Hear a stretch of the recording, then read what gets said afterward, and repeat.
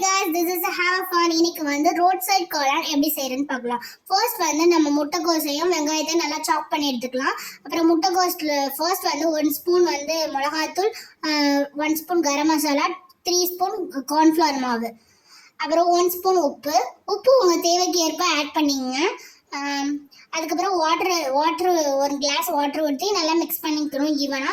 அது வந்து ரவுண்டாக வடை மாதிரி குட்டி குட்டி வடை மாதிரி இல்லை பால்ஸ் மாதிரி நீங்கள் பொரிச்சு வச்சுக்கலாம். உங்களோட வசதிக்கு ஏற்ப பொரிச்சு வச்சுக்கலாம்.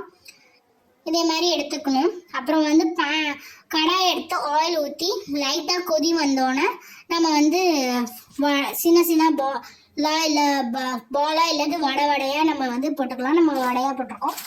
நல்லா பொரிச்சு வந்துடணும்.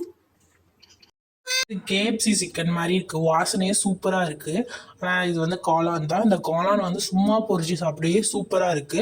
இதை வந்து கிரேவியா பண்ணி சாப்பிட்டா சூப்பரா இருக்கும். உங்க வீட்டில் ட்ரை பண்ணுங்க.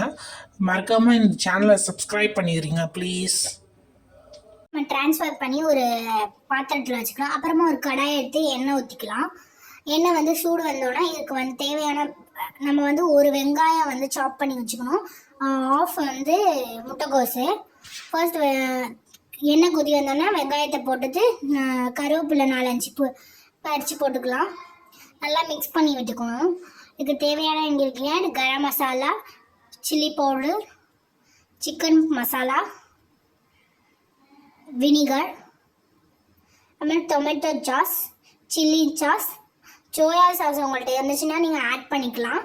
எங்கள்கிட்ட இல்லை, நாங்கள் அதனால ஆட் பண்ணல. நல்லா ஈவனாக மிக்ஸ் பண்ணி விட்டுக்கணும்.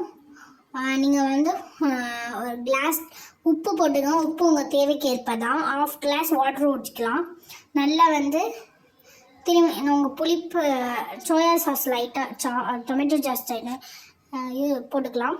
அப்புறம் வந்து கார்ன்ஃப்ளவர் மாவு வந்து திக் கன்சிஸ்டன்சிக்காக போட்டுக்கலாம். அதுக்கப்புறம் அந்த வடையை வந்து சின்னதாக வந்து கட் பண்ணி போடுங்க. இம்மியான சூப்பரான காளான் ரெடி. உங்கள் வீட்டில் ட்ரை பண்ணுங்கள். லைக் பண்ணுங்கள், ஷேர் பண்ணுங்கள், கமெண்ட் பண்ணுங்கள்.